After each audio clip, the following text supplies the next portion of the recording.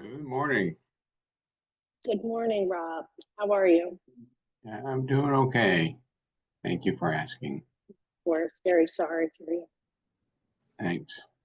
Yeah, Rob, our condolences. Thank you. Send in prayers, Rob.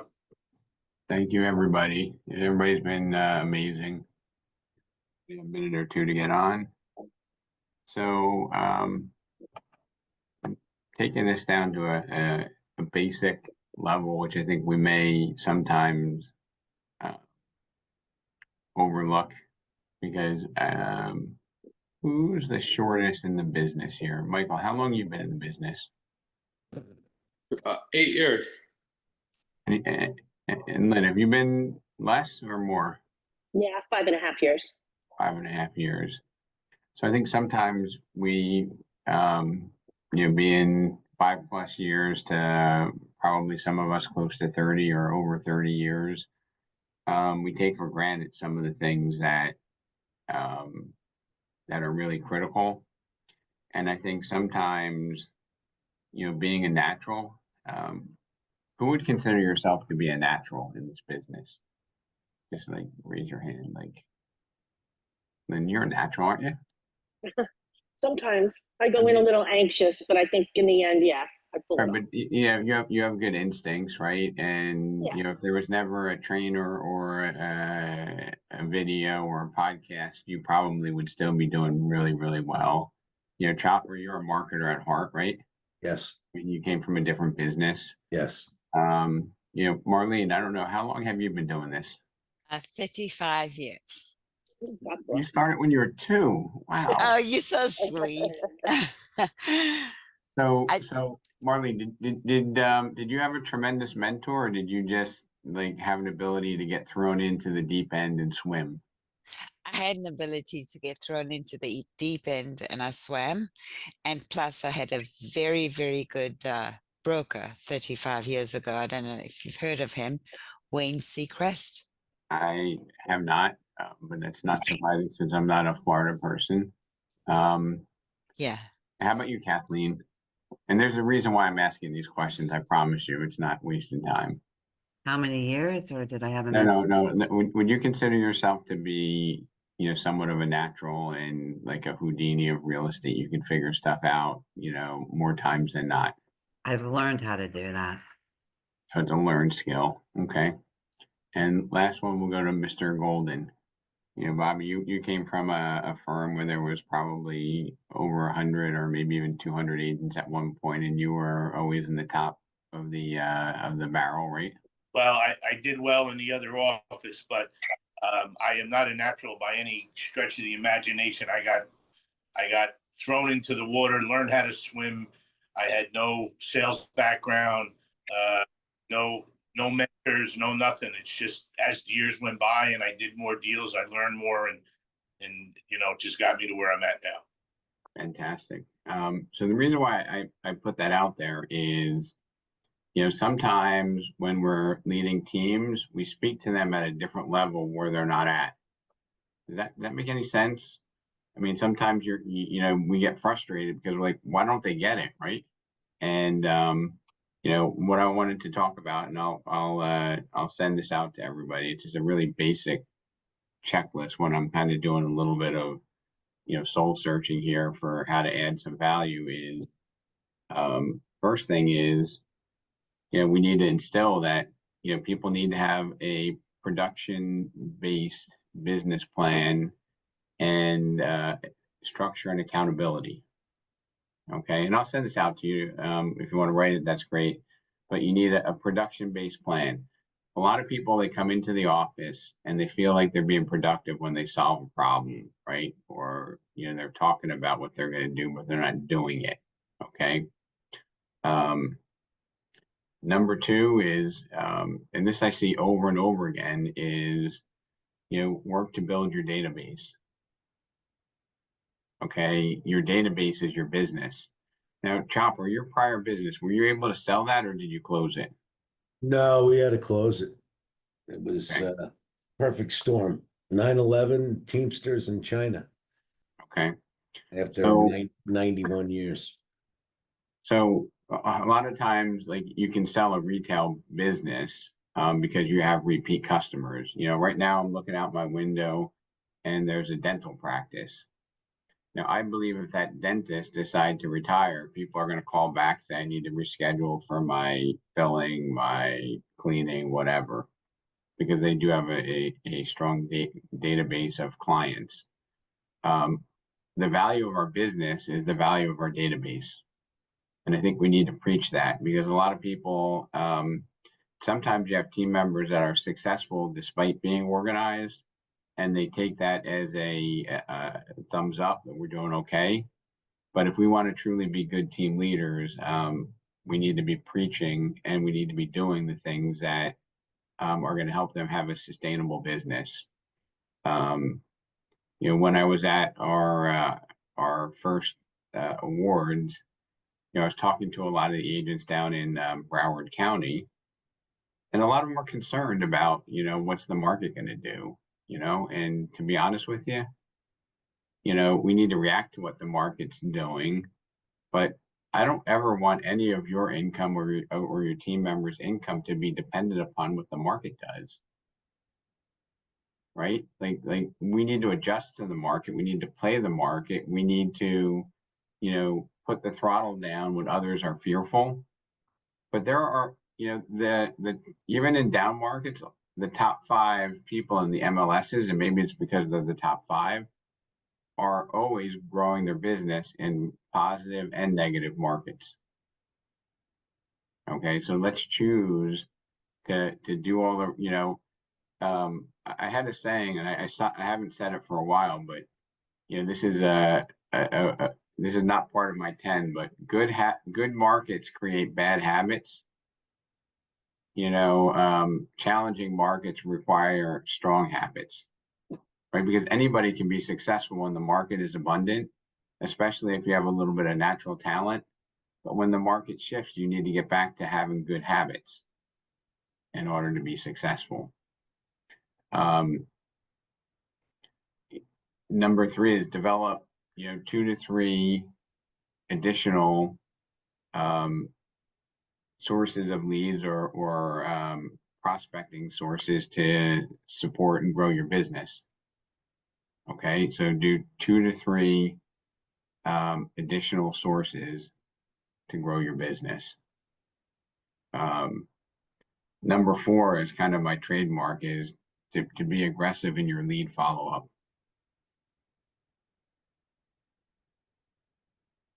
Be aggressive with your lead follow-up. And you know what? Sometimes we're passive. And does anybody ever think, well, you know, I called them last week, you know, they know how to reach me, right? You ever feel that way, or you sense that your team members feel that way? Like, oh, well, you know, I spoke to them 3 times. Of course, they're going to call me when they're ready, right? Anybody ever either let that game get into your head or have your team members say that? And then you're inevitably going to have this conversation. Lynn, I can't believe it. I took them out 3 times. I reach out to them every month, and now they're under contract with somebody else. It's unbelievable. Or Chopper, I've been talking to them at least once a month. Now they list it with somebody else. Right? That's Yes. because we weren't aggressive with our follow-up. Absolutely. Right? Everybody's not the same. And sometimes we assume people behave like we do, which is a really bad assumption. I mean, one of the biggest complaints in the industry, what do you think it is? Not hearing back from the person.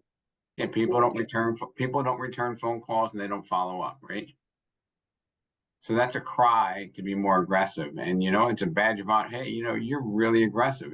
Well, don't you want somebody like that to represent you?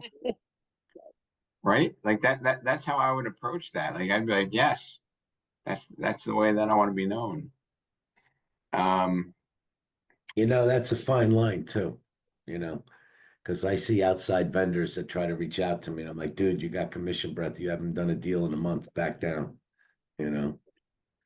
I got a kid that makes suits for me and he's a pain in the backside. And I'm like, I'm done, you know. You know, I gave him a lead and he called the guy like 20 times. And my friend's like, I'm gonna kill this kid, you know. So there's a fine line there. But I agree. it is a badge of honor to show that, you know, that you're aggressive. You just need to know how to balance that. I think that happens over time. But let me ask you, Chopper, have you ever had something that you were interested in and they always call you at the wrong time? Yeah, had a guy Right? So call me last night at 7:30, 8 o'clock. He was calling from the West Coast. I'm like, dude, St. Patrick's Day. I'm gonna have my corned beef. Get out of here.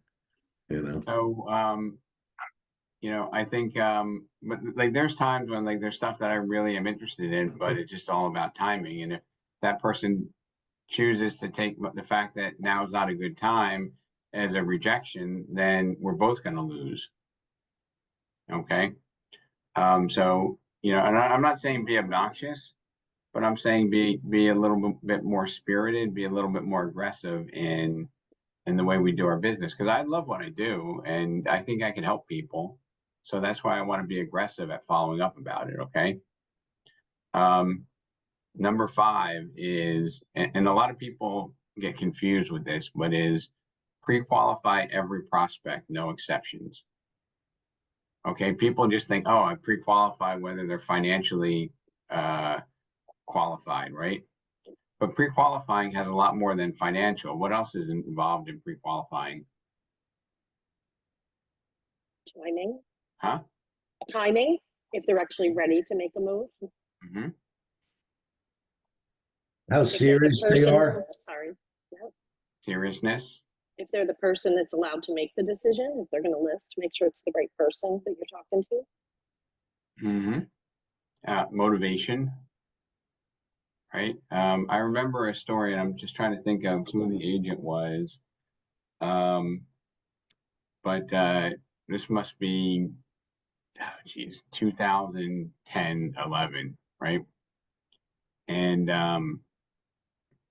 one of the agents is working with a young man, probably in his late 20s, early 30s, really successful individual, came into her open house. She didn't think he could afford anything. She took his number down and said, hey, do you mind if I ask, are you pre-qualified? He's like, yeah, I can afford to pay cash for the property. So, well, I need you to send me a bank statement, right? And this individual, I want to say he was 29, maybe he was 31. He sent in a bank statement with $3.5 million. He was a Wall Street guy. And as it turns out, of course he could afford it. But after running around with him for 6 months, right? He was a single guy looking to buy like a 5 or 6 bedroom house for $1.5 million to $2 million, which he clearly could do. I had him come in, and I think it might have been Sharon Gentile, and we sat with him. I'm like, so tell me, like, what's your motivation, and tell me what would stop you from buying a house, right? And this was the story that we got, right? After Sharon ran around with him for 6 months. It's like, well, Rob, my mom's a 9/11 widow. I finished the basement in our house. I live there. Every night I come home, my mom has dinner for me. She does my laundry, and I would feel tremendous. You happen to be Italian. He's like, I'd feel tremendous guilt if I moved out of the house. So after that, I'm like, Sharon, like, there's your reason why he's not buying, right? So sometimes the fact that, he had $3.5 million in his bank account and he's capable of doing it, he didn't have the motivation. And how many of our team members would get caught up in that trap, right? How many of us on this call have run around with somebody for a year and maybe gave up? Has anybody ever done that? Bobby, did you ever work with a buyer for a year and then realize that it's never going to happen? I have to be honest with you. I don't even give it a year. Okay. If they're not doing something, I lose interest very quickly. So I will tell you, in your office and on your team there, Bobby, there are people that do that. They're blinded. They've got commission goggles on. Right. And they're like, hey, he's pre-qualified. They're pre-qualified. She can do it. Right. And then they never pull the trigger. And it's also important to do that when you take a listing. right? If you have if you have a homeowner that's not motivated to sell, is that not like mission impossible? Definitely, Because definitely, yes. there's no motivation. I'd agree. We know that, but we can't assume the people that we're leading that know these things. And the only way they're going to know it is if we actually, directly speak to these points to them, right? And unfortunately, people need to hear things multiple times before it registers in their brain, right? And I think it's like a minimum of 7 times. And I'll tell you, yeah, I remember a couple of things when I started out in the lending business, and maybe it's because I was young and impressionable, but one of my mentors always said, there's no transaction,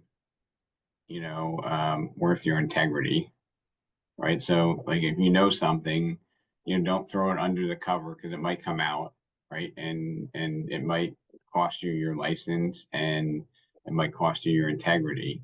And then he also said, don't try to be a hero.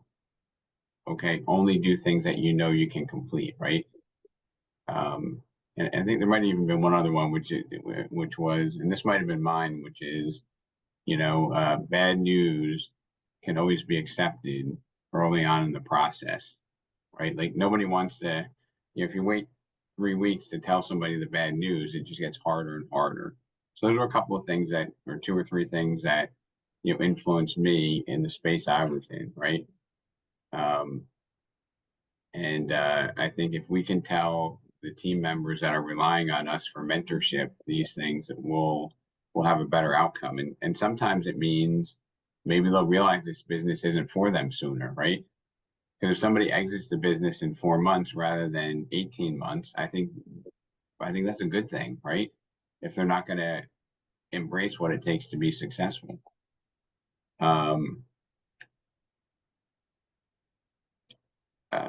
Number 6 and 7,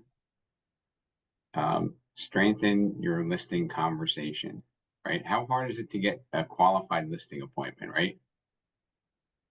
And how confident are you that your team members can thrive on their own in a competitive situation,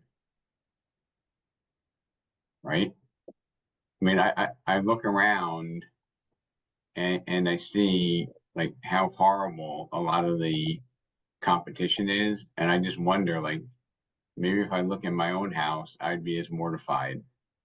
And for that, I want to make sure that we're having explicit conversations about, when you have a meeting with a homeowner about selling their house, you shouldn't have anxiety.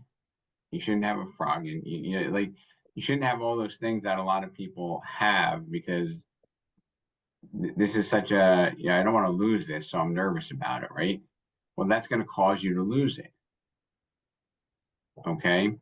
So, I would strongly encourage that, that we don't limit our team members to not doing, listing activities. And I would also encourage them to bring out one of your better listing agents or yourself, and you go there as an observer instead of as, the star of the show, and you see how they behave, right? Because if we're the star of the show, we're not allowing them to grow. Number 7 is one that almost everybody overlooks, which is strengthen your showing process when you work with a buyer, right? I will say that, and not everybody that goes through, Sandy Chambers training, embraces it. Yeah, but she goes through and talks about the construction, the type of house, the services. It's got, it's on a septic, it's public utilities, it's got a 110 amp like, things that a lot of people don't talk about, right? Because they're not certain that they know it. And I think it's more than just opening the door and counting bedrooms, right? So having a showing process, and even so much as, and I'm going to give credit to Scott Kaplan for this one. And maybe you all do it. It might be so obvious that, you know, you might be like, Rob, you're crazy. But if I were going out and showing 5 houses, maybe you give them, you do an old fashioned printout of the listing, right? And you say, all right, here's the first house. You go through the second one. You take 2 minutes and you say, hey, if you were to rank, which one do you like better, right? You take that one and you put it on top, you pull the other one back. You go to the next one. Lynn, which one do you like better? Boom. At the end of the day, you know, you have it solved because, you know, I can tell you when I was looking to buy a house, like, well, you know, I like the one with the finished pool, the 3-car garage in the basement, but I blended 2 things together in one house, right? There was no house like that. So, showing the house and teaching your agents how to conduct a proper showing is a skill that is often not talked about at all. I mean, did you ever see anybody talk about like how to show a house? I mean, it sounds stupid, but it's really not. You know, and probably the most important thing that you want to do when you show a house is enhance your rapport and trust that you have with the agent, right? Because I remember, you know, there was a stat that, you know, real estate agents in general, you know, probably have like a 28% favorability rating, like, oh, realtors, you know, probably because you have a lot of people that are calling and you have some people that are unethical, right? And then attorneys, I think, have I don't know, like a 19%, like, you know, ethical or favorable rating, right? But the interesting thing about it was, you know, people say for the industry, like, oh, attorneys are a bunch of sharks, man. They're the low lifes of the world, right? But if you ask them about their attorney, like, oh, my attorney's great. And think about it from your own context, right? You know, and I think a lot of the public might, oh, realtors, you know, you really can't trust them. They just want commissions. But if I'm talking to Danielle Coyle, Michael Gopi, Chopper, you know, Lynn, you know, your clients don't feel that way about you. They're like, oh, my realtor's the best, right? They're going out of their way. So I just want everybody to, you know, that, you know, building rapport is so critical to having that favorability, that relationship where, you know, people want to work with us, right? But it doesn't mean that you don't aggressively follow up because nobody wants somebody that's passive, right? And if somebody says, you know, Lynn, you're very aggressive at calling me, like, look, you know, I just want to make sure that I'm in touch. I hope you don't mind. And I you know, hope you appreciate having somebody that's aggressive on your case. Number 8, have specific answers to your clients or prospects' questions, objections, and no matter what level you're at, you know, continually work on scripts and dialogues. Okay. You know, I actually had, you know, it was a humbling experience for me, but it was a week and a half ago, an agent that has top market share in the area where she was going on an appointment, you know, just an amazing agent. She's like, you know, Rob, I need more collateral material to go on here because they're shopping me, right? And, you know, we actually put together like a paper listing presentation through Core Present, printed it up and brought it out there. And, you know, I think we both learned a couple of things by putting that together, ironically, right? Because I was trying to help her, but I actually learned. And, you know, it gave her the confidence to compete against a lot of people with different strategies. Hey, Adrian, how are you? So don't ever feel like you've got the gift of gab, that you know everything to say. You know, the market's changing. I'm always getting tidbits from, you know, people that I respect that are telling me, you know, here's how I handle that. And I'm like, wow, that's pretty amazing. You know, I learned something. Number 9. So this is great. Constantly work on improving your closing skills. Right. And what are closing skills mean to, you know, who wants to tell me what's a closing skill mean? Because ironically, just that definition, you know, gets different responses.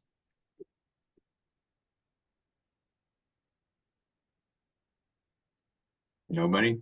What's a closing skill? Knowing the appropriate time to get the deal done, to get the Right. get the listing in this particular example. Right. You got to know how to read the room.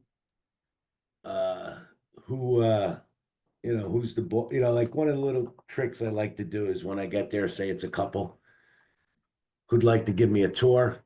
Generally, that's the person, you know, through the whole conversation, you got to figure out who's pulling the trigger. You know, that's part of the closing skills. You know, also goes back to you know, the circumstances, knowing you know, what's motivating them. You know, you can play off of that. You know, if you hit that one item that you constantly put into your dialogue, you know, it's not like here I arrived, I've done all this and sign with me. You know, you need to read the room. You know, you can Yep. constantly be closing throughout your listing presentation. Oh, when we come and do the photographs. Oh, when we go do the open house. Oh, when people are going to reach out to you. Oh, you know, you just, you know, you can use a little bit of the assumptive close in there, you know, but you know, Yeah, you need when to drop it in. You know what I mean? yeah, you just assume that you're going to get the listing by saying, yeah, we'll get this ready to go. And, um, yeah, I'll make sure this happens. And yeah, that's Chopper, you said it perfectly. That's the way you close. Usually at the end, what I usually say, are you guys ready to get started? And, they'll look at each other and if I say questions, problems, um, and then they'll ask some questions and I'll try to close again. I try to close at least 3 times. But like Chopper said, you know, you have to assume as you talk to them, assume that you've already got the listing, that you're moving forward with your marketing plan, moving forward with uh, what you're supposed to be doing to get the property on the market and get the best price and terms for them. You So know, I always open up the calendar and go, you know, looking out here, I can get my photographer here. How's that work for you? Exactly. You know, like I got a bunch of listings coming up. So I got Easter coming up. So I'm like, well, we got to stay away from that for an open house and da da da. Why don't we be a little bit more aggressive and do it next week instead of the middle of April, blah, blah, blah. so so we can always even with the group we have here, we can always be improving, you know, our closing skills and not being complacent. And Danielle, I don't know if you're able to talk for 30 seconds, but I was especially impressed when I thought we had a slam dunk. We go out there and the husband and wife have different opinions, right? Like the husband's like, he's like, I want to get this on the market immediately. And goes, oh my God, we've been here for 30 years. We can't, like, right? And you navigated through that like a champ, right? Sure. I don't know how you did, like Houdini. So, but you know, most of your agents can't do that, and I think we just need to work on, you know, maybe, you know, sharing examples and helping them to focus on improving their closing skills. And you know, they get some from us, some from, you know, external sources, people that they follow. And then the last thing is we're 1 minute left is, you know, have high standards, and having high standards is like multi-level. Okay, you want to have a high standard for the service that you deliver. And if you know you deliver a great service, how are you going to approach both pricing and fees, right? If you know that you're doing a great job, you know, are you more comfortable saying that, look, you know, Chop, we're pricing it at, you know, 850 when it should be at 775? Not the right idea, right? You can hold the line because you're confident in the service levels that you're providing. Okay. And then when you have a high standard, you can also hold the line on fees, right? So, hey, Realty One told me they do it for 1.5% on the listing side. Like for me, I would just go there and say, hey, Lynn, what did your mom tell you when something seemed too good to be true? Usually Right. is. And You then, get what you pay for. right. And then, ironically, that agent that we did that printout for, I went on to Realty Stats and I found that she sells properties for 6.2% higher than the average, which means that if you hire her and she gets 6.2% more than the average agent, and she charges 6%, basically it's a free listing with a 0.2% bonus. Right. So if you do all the right things, then your resume is stronger and it's easier to sell the result that you deliver. Hey, Rob, Yes. if I could offer something up to the group real quick. I heard something yesterday. It's not for everybody, but honestly, I could visualize Chopper using this one in his repertoire. If you want to pay peanuts, all you're going to get is monkeys. So I like that a lot, Chopper. That's on the house. All right. I like to say cheap is expensive. There you And go. Don't, are you the iPhone on there? Because I just want to send this list to everybody on iPhone number 9. Last call if you want the list. I think that's Oh, me. it's I'm Ron. on my iPhone. Yeah. Okay. The Ron Google picked was one. on before. All right, so I'm just gonna send you. I mean, it's nothing fancy, but I'm gonna send you this list. I might even post it somewhere so that you can consciously talk about it, because these are things that really make sense. I think Yes. I think we're converging onto Adona's meeting now, right, Mickey? So anyway, team leaders, we're done. I appreciate you Having a hard time coming in getting my and mic on. taking my mind off some stuff. So thank you. Thank God you, bless, Rob. Rob. Bye, everybody. Thank you, Very Rob. cool. Care. Thank you. Bye-bye. Take care. Bye, Rob. Thank you, Bye-bye. Rob. Bye, Rob. Bye.